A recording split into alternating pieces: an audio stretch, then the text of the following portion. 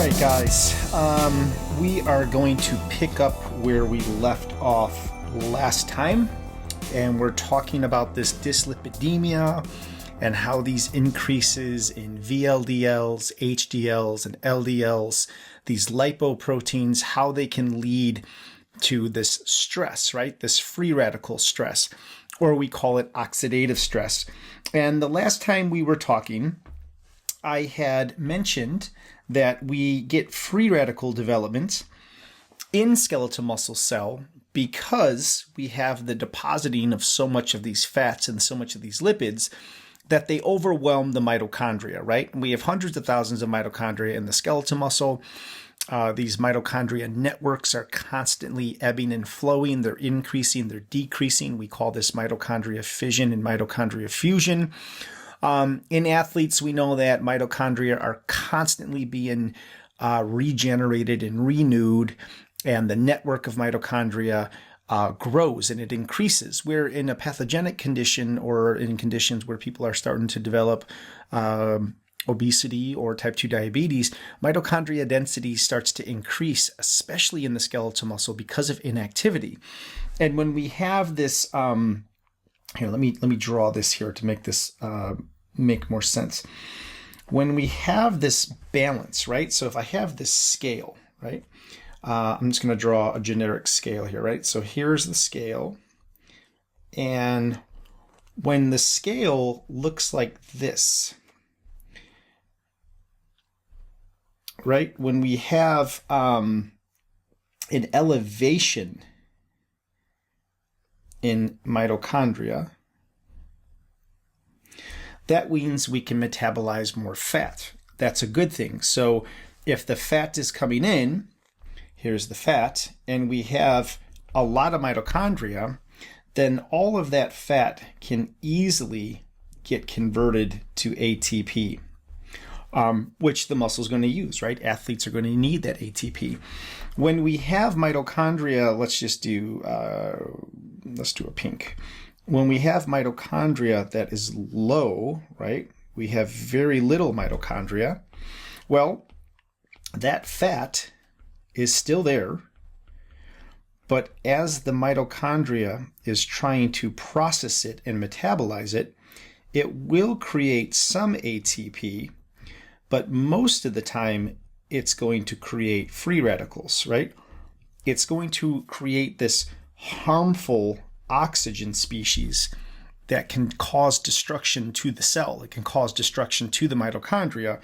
And what's going to happen is over time, we will get mitochondria dysfunction and it will just start to spit out free radicals or reactive oxidative species, which will cause oxidative stress, right? And this is really problematic because, as I had mentioned before, let me clean that out. These free radicals will start to essentially develop. Let me clean this up here really quick. I don't want all this on there. These free radicals will start to develop or turn on all of these alarms in the muscle, right? We'll get TNF alpha that will turn on. We'll get IL-6 that will turn on. This will cause inflammation. So the inflammation is coming from the fat that can't be processed and is creating free radicals. It'll turn on all of these stress signals and it will activate activator protein 1, and that will tell the muscle cell that it is in a constant state of stress. Now, let me clean this up. And I was telling you that in this process, we will start to impact some pretty important cellular signals, all right? And let me draw this for you. So let me put this here. Let me just move this up for a second and show you how dyslipidemia and all of these fats are going to further impact insulin resistance. Okay, so I'll draw this in real time so that we go slow and it makes perfect sense. Okay, so let's start with Mr. Skeletal Muscle. Okay, so here is the skeletal muscle. And let's color Mr. Skeletal Muscle in. Let me make this a little bigger size. There we go. we know that this is the belly of a skeletal muscle. So let's look really quick at what happens during insulin signaling in a normal, healthy muscle. And again, I'm trying to tie the pieces here to show you how fats or dyslipidemia or excess amounts of fats lead to further disruption of something called AKT, which leads to further disruption of skeletal muscle and insulin resistance, okay? So all of these things are associated, and I'm just trying to show you and give you more appreciation of the complexity. So in a healthy skeletal muscle or in an entirely healthy system, when we eat something, we are going to get the release of insulin. And I showed you earlier that insulin, I'm just going to draw it in blue, that insulin is going to come from the pancreas, right? The beta cells in the pancreas. So here's insulin circulating in the blood, and insulin is going to have to bind to a receptor, right? So skeletal muscles have a lot of these insulin receptors on the muscle, right? And what is going to occur is insulin is going to bind. So I'm going to just show it like this. It's going to bind to these receptors. It's going to bind to these receptors. It's going to bind to these receptors, and it is going to activate these insulin receptors. It's going to turn them on. And when those insulin receptors turn on, that essentially lets the skeletal muscle know that there is going to be a signaling cascade that's going to occur. By all means, you do not need to know these things. I'm just showing you how we're going to get to AKT. So when insulin binds to its receptor, the first thing that it's going to do is it's going to phosphorylate. So I'm going to just put these phosphates in here. Phosphate. And just keep in mind that's happening inside of the muscle. So this just means that the signaling cascade is turned on and the muscle is ready to receive more instructions. So one of the first things that's going to happen is there is a protein in the muscle that is going to interact with the receptor, and this protein is called IRS1. And IRS1 just means insulin receptor substrate 1. And this protein is going to get a phosphate put on it because the phosphate from here is going to be transferred to here. This is how complex insulin signaling is. So now once IRS1 is activated, it is going to move in the skeletal muscle, and it is going to interact with another protein called, or an enzyme I should say, called PI3K. And a phosphate is going to get put on PI3K, which is going to continue this signaling process. Now, once PI3K is activated, and we know it's activated because there's a phosphate that is put on it, PI3K is going to go to the membrane, and it's going to interact with a protein here that is in skeletal muscle membrane called PIP2, PIP2. PIP2 is going to get converted to PIP3.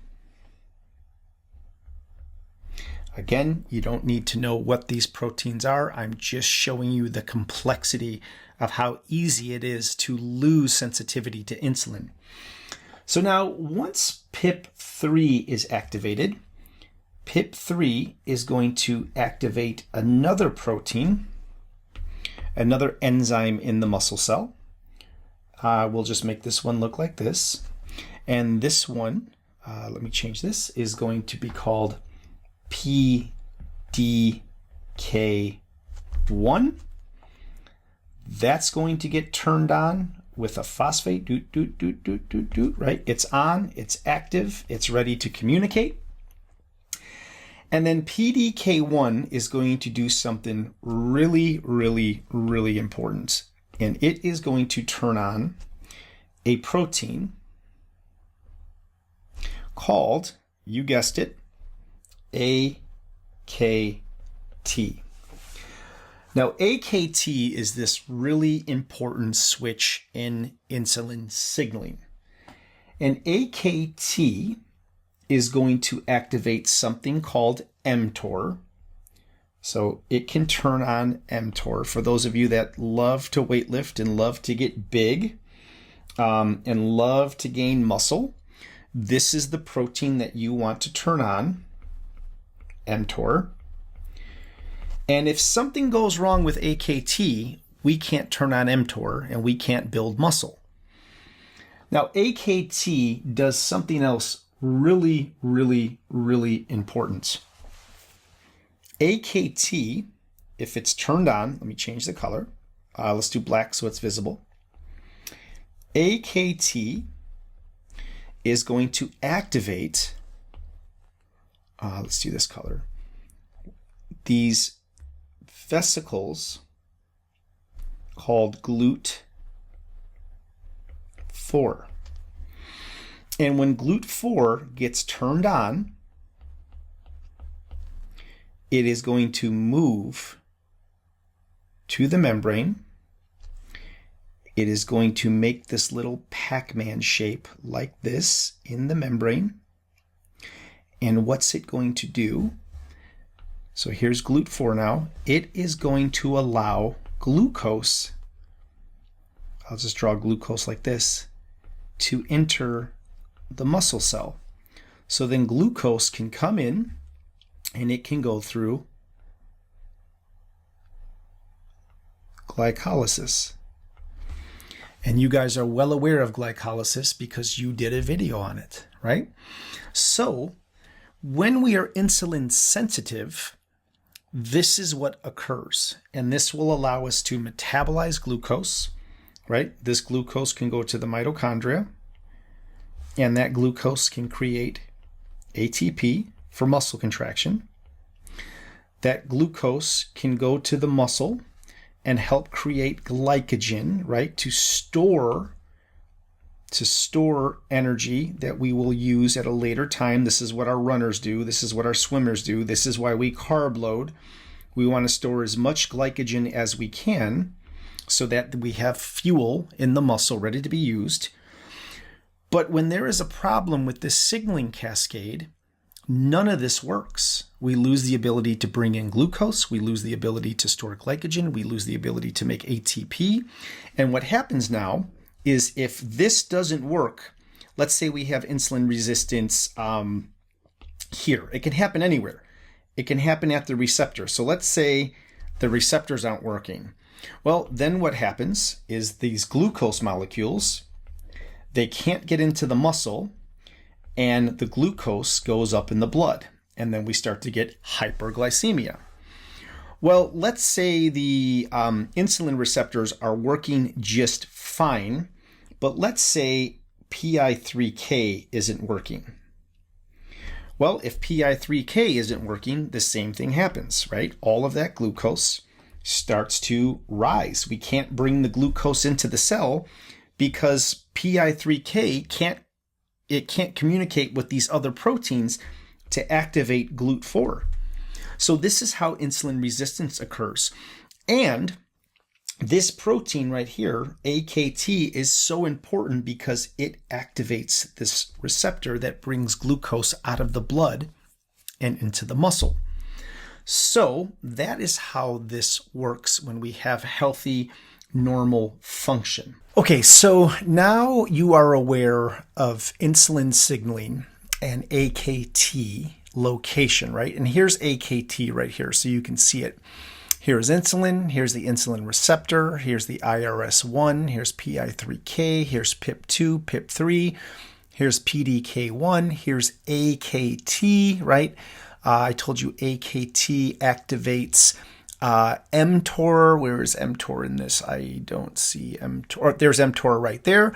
But also AKT activates this GLUT4 vesicle, right? And GLUT4 can then go to the membrane and bring in sugar.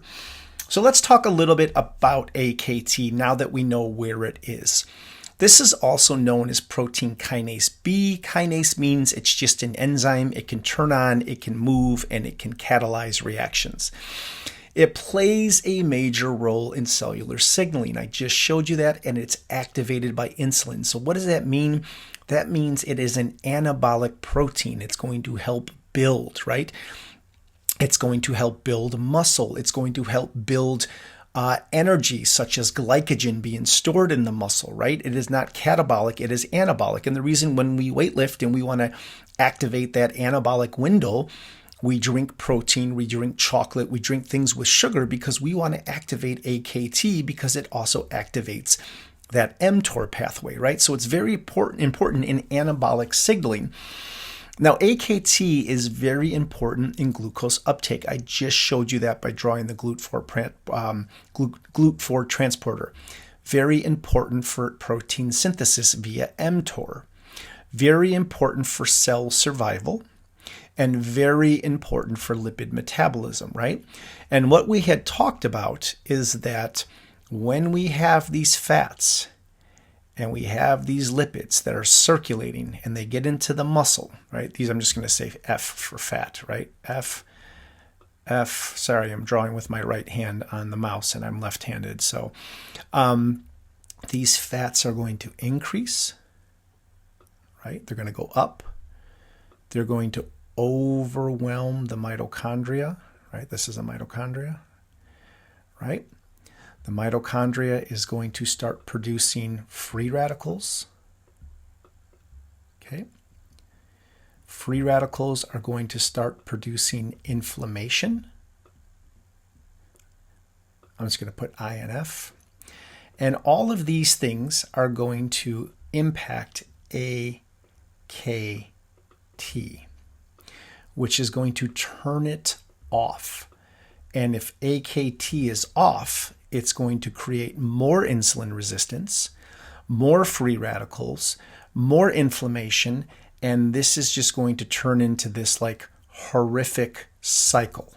And it's just going to keep repeating itself and repeating itself and repeating itself. So think of AKT as this central switchboard in skeletal muscle. And when you eat and insulin is released, this flips the AKT switch on if you are insulin sensitive. This is going to turn on AKT, which allows the GLUT4 to move to the membrane and bring that glucose out of the bloodstream and bring it into the muscle. It also tells the muscle to start repairing through mTOR, right? So mTOR, we turn that on because if we weightlift, we want to repair, we want to have protein synthesis. AKT does that. Without AKT, the muscles don't absorb, the muscle growth stalls, the repair slows, and fat metabolism is disrupted, right? So it's all centralized on AKT. And an analogy is, I just put this in here because I know how complicated this is if AKT, so imagine that your muscle cells are a factory and AKT is the foreman who coordinates everything, energy intake, storage, repair, and growth, right? AKT is that master switch. Insulin is like a walkie-talkie in the factory. So it communicates from the headquarters, right? So from the insulin receptor to the muscle, telling AKT to start working and get ready to do its function. If the signal doesn't reach the foreman, if insulin can't reach AKT because of dyslipidemia, then we start to lose energy and things within the factory starts to fall apart. So I put this here just to kind of show you what AK signaling does. And if we are insulin insensitive, none of this occurs. And we know that fat and dyslipidemia, I'm just going to say fatty acids, it suppresses insulin sensitivity, right? So because I'm just putting IS for insulin sensitivity, because we overeat and we have too much nutrition and we create this imbalance of fatty intake and fatty mobilization through those LDLs and VLDLs, these will get into the skeletal muscle and they will start to cause greater insulin resistance.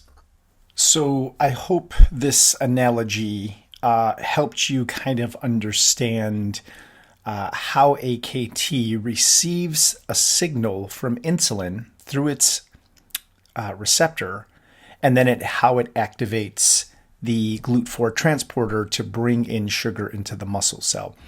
I have another thing just explaining what AKT is. You can read this on your own time, but I'm just showing you some really important facts here, right?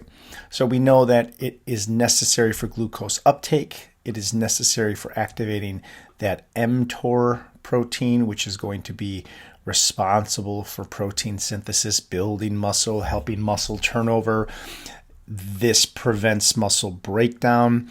And all of these things, when we have good glucose uptake, when we have good protein synthesis, when we have the reduction of protein breakdown, this all increases insulin sensitivity, right?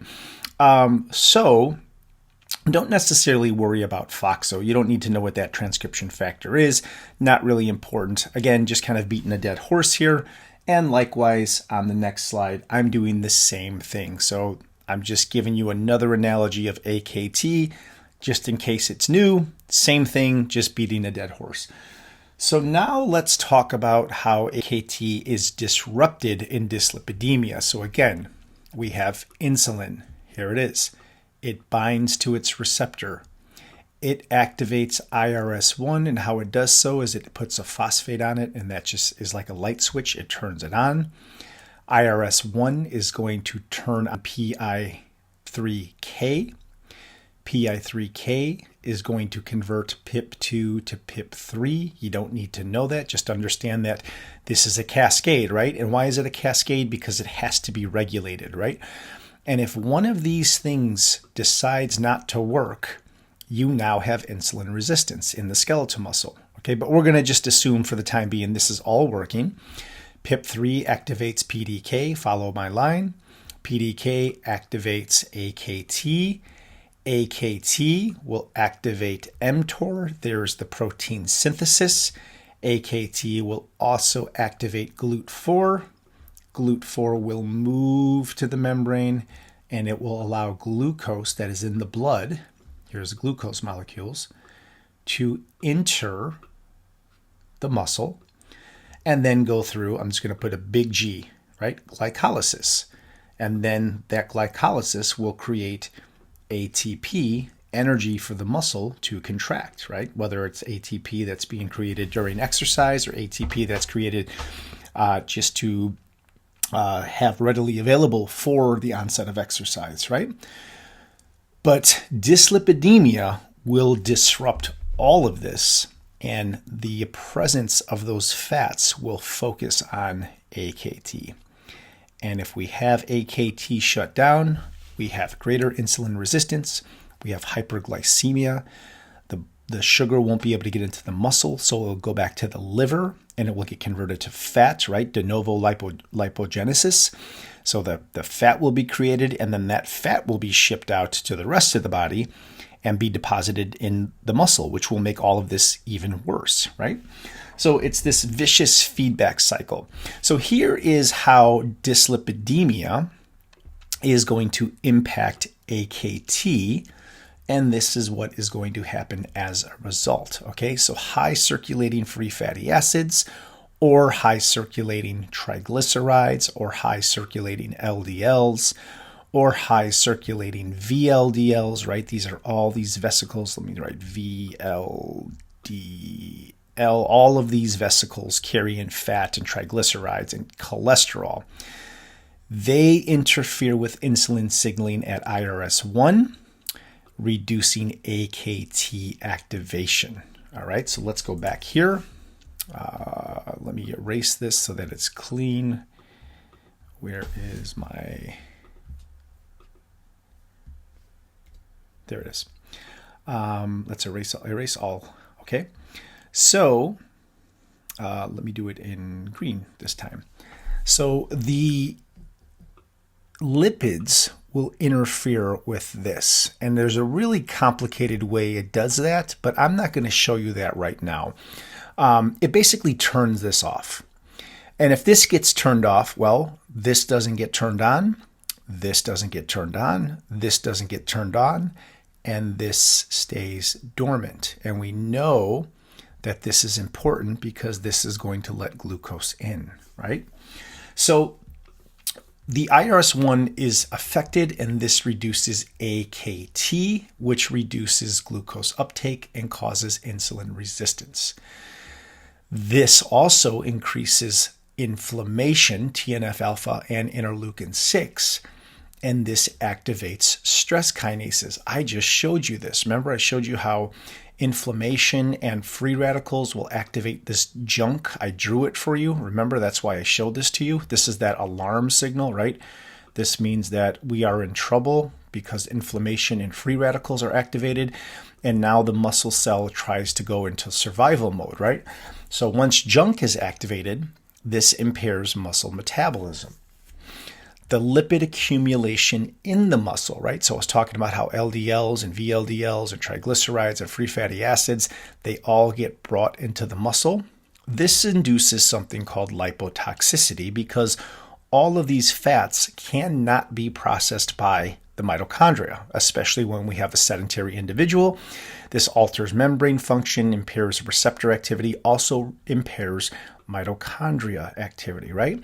So it's like a domino effect. The fatty acids and the cholesterol and the VLDLs and the LDLs, they stop this, they stop that, they activate inflammation, they activate junk, they impair mitochondria, they impair insulin receptor activity, they stop GLUT4 from moving and bringing glucose into the cell. And I told you guys about free radicals, right? Oxidative stress. This damages signaling proteins in mitochondria, right?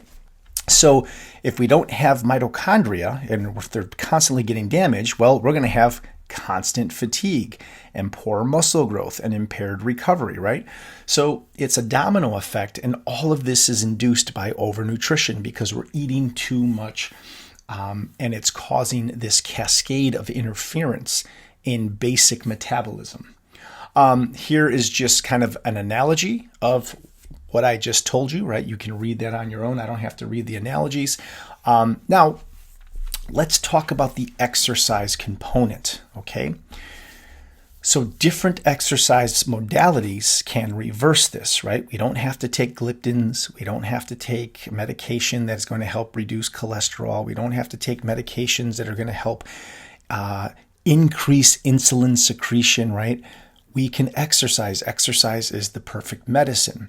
So if we look at aerobic exercise, right? If we do frequent and chronic aerobic exercise and we start to control the diet and we stop taking in so many triglycerides and so many saturated fats, and we reduce the egg yolks and the cream and the cheese and the cheeseburgers, right? And we start to eat more plant-based diet, right? Mediterranean diet, lots of plants. Plants have the opposite effect of the Western diet, right? So if the Western diet accelerates this condition, plants reverse the condition.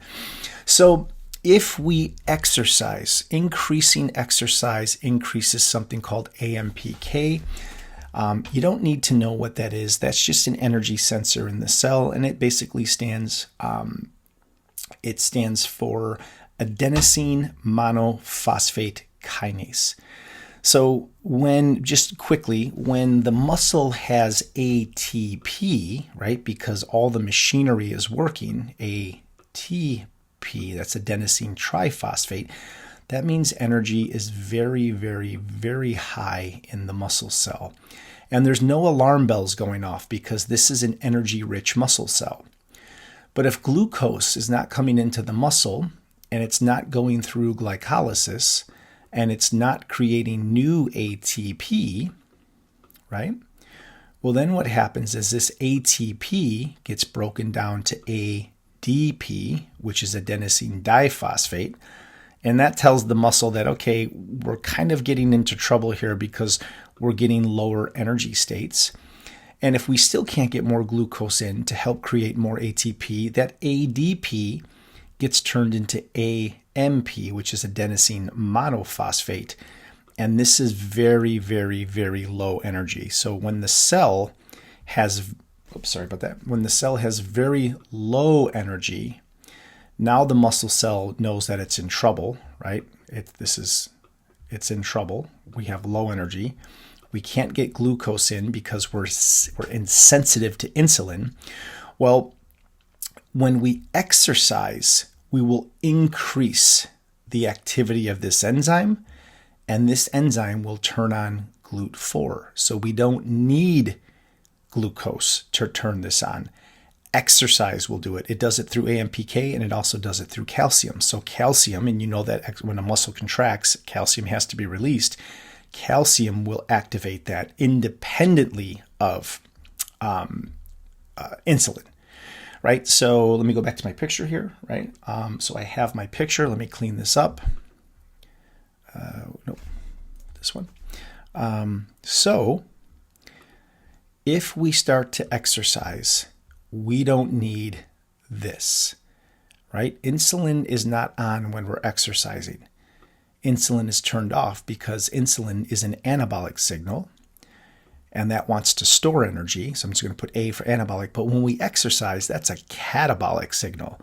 We want to start releasing energy to start exercising.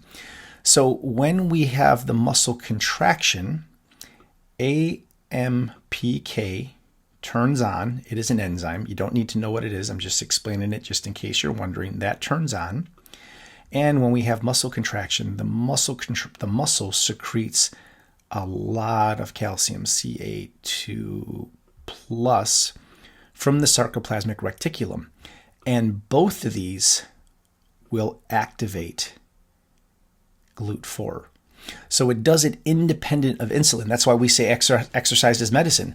If somebody is insulin resistant and they have, at rest, they have 300 milligrams of glucose per deciliter, that's very, very high, right? That's hyperglycemia. So if we exercise and we turn these things on, which turns this on, and this brings glucose into the cell, well, then what happens is that this 300 milligrams turns to 100 milligrams, and that's why we say exercise is medicine. The muscle will bring that glucose in. It will send it through glycolysis, right? I'm just going to put a big G. That glycolysis will turn that sugar into ATP, and now we have lots of energy in the muscle, and we are removing hyperglycemia because all of that glucose is coming into the muscle cell, right? So that's how that works. That's why, again, that's why we say exercise is medicine. If we do resistant training, right, if we're lifting weights, that activates mTOR. mTOR builds muscle, and if we build muscle, we also improve insulin sensitivity, right? So if we have somebody that is insulin resistant, we don't want to just do this. We don't want to just do this. We want to do a program that is activating both of these modalities. We want to increase AMPK. We want to bring that glucose from the blood into the muscle cell. We want to activate mTOR, and weight training activates it. We don't need insulin, right? Again, this is why we say exercise is medicine. If we do high intensity interval training, this increases mitochondria, right? And if we have an increase in mitochondria, right, and we have, let's just draw the mitochondria. Let's say we start doing HIIT training and we increase our mitochondria by 100 times because of the chronic HIIT training. Well, guess what that does? If we increase mitochondria and we have all of that fat in the muscle because of the LDL and the HDL or the VLDL, right? Now we have more mitochondria to start metabolizing that fat to convert that to ATP for more exercise. And not only does that help with ATP, but if we have more mitochondria, we have less free radicals, right? We don't create as many free radicals. Like I told you earlier, if we have a lot of fat and few mitochondria, we create free radicals, and that starts to turn on, right? IL-6, right? Those alarm systems, that turns on TNF alpha, right? that turns on TNF alpha. That's that inflammation, right? The free radicals turn on those stress kinases. And what does that do when we have low mitochondria? That inhibits that IRS1 protein, right? So if we inhibit IRS1, now we have insulin resistance. But if we do HIIT training, we increase mitochondria, we metabolize that fat, we create ATP, we reduce the free radicals, we reduce the inflammation. Well, then that makes IRS1 sensitive again to insulin signaling. So again, I'm showing you how exercise is medicine, right? We can choose to take medication, not exercise, not change our diet. And then that medication will just slow down all of these reactions that are occurring, right? This domino effect of all these horrific things that are happening. Or we can use the perfect medicine, which is exercise. And we can stop all of these things and regain sensitivity and regain normal metabolic function through exercise training and diet, right? So I hope this shows you how important that is. And when somebody says to you, you don't need medication, control your diet and exercise, and they look at you like you're crazy, this is the proof. Every mechanism that medication targets, we can also target with exercise. So this is showing you irrefutable evidence. I only got a couple more slides here, and then we will be done. So here I have one more for you that's just an analogy, right? It's the exact same thing that I said here, just in case this is heavy and you're like, okay, this is just a lot. Here is a simplified version of that, okay? And I'm going through that, your muscle is a factory, right? I'm using that, right? But aerobic exercise brings in an electrician who bypasses the damage, right? And gets the lights back on. It reactivates AMPK, it reactivates GLUT4, and I'm just going to put, oh my gosh, that's getting bad. GLUT4. Writing with a mouse is not fun. Resistance training, that strengthens the mTOR machinery, right? And HIIT training, that gives us more mitochondria, right?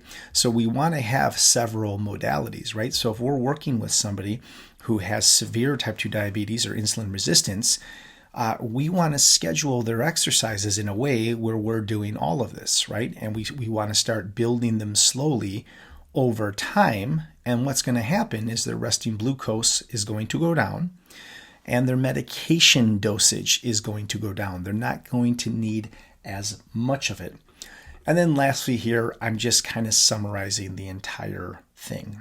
So this is how overeating, eating the wrong foods, not exercising, having inactivity, an increase in fatty acid consumption leads to insulin resistance of the skeletal muscle.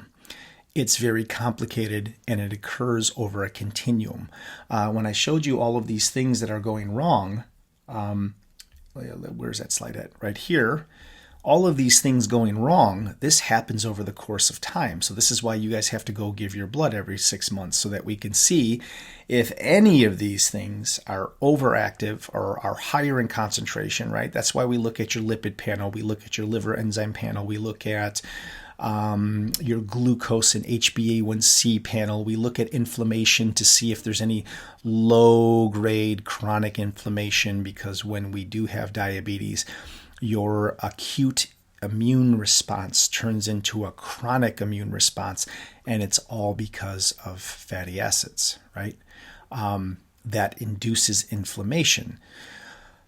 Again, this is why a plant-centric diet is very, very, very important, because the phytochemicals in plants and the bioactive compounds in plants, your broccolis, your cruciferous vegetables, they all work in opposition of these damaging substrates, which are fats and lipids. They do the opposite. So whatever animal products do, and cream, and things that we consider a big part of the Western diet, that induces this, and plants have the reverse effect on it, right? So when we're thinking about working with these individuals, right, we don't want to just think about the exercise modalities, but we also want to think about the plants, right? We want to think about, okay, how can we change the diet to have the diet work with us and not against us?